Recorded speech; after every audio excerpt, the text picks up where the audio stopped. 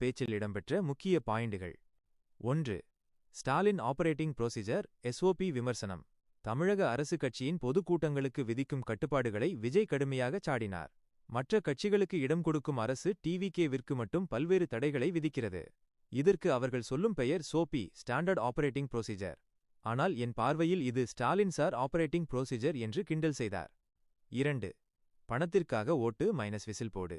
தேர்தலில் ஆளுங்கட்சி பணம் கொடுக்க வாய்ப்புள்ளதாக குறிப்பிட்ட விஜய் மக்களுக்கு ஒரு புதிய கோரிக்கையை வைத்தார். பணத்தை வண்டி வண்டியாக கொண்டு வந்து 5000 ரூபாய் கொடுப்பார்கள். அது உங்கள் பணம், அதை சந்தோஷமாக வாங்கிக் கொள்ளுங்கள். ஆனால் ஓட்டு போடும்போது அவர்களின் காதில் விசிலை டிவிகே சின்னம் ஊதிவிட்டு அனுப்புங்கள் என்று பேசினார். 3. பவர் ஷேரிங் அரசியல் வெடிகுண்டு.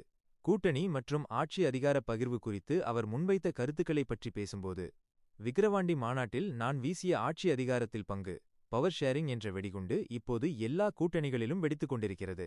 இதை பார்த்து முதலமைச்சர் ஸ்டாலின் பயப்படுகிறார் என்று தெரிவித்தார். 4. என் வீடு தமிழ்நாடு.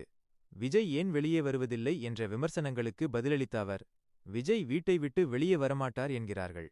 8 கோடி மக்கள் வாழும் இந்த தமிழ்நாடுதான் என் வீடு. என் வீட்டில் உள்ள உறவுகளுக்காக நீதி கேட்கவே நான் அரசியலுக்கு வந்திருக்கிறேன் என்றார். 5.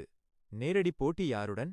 2026 தேர்தலில் டிவிகேவிற்கும் திமுகவிற்கும் தான் நேரடி போட்டி என்று அறிவித்த விஜய் மக்களால் ஏற்கனவே டெலீட் செய்யப்பட்ட மற்ற கட்சிகளைப் பற்றி பேச தேவையில்லை என்று அதிமுகவை மறைமுகமாக குறிப்பிட்டார்.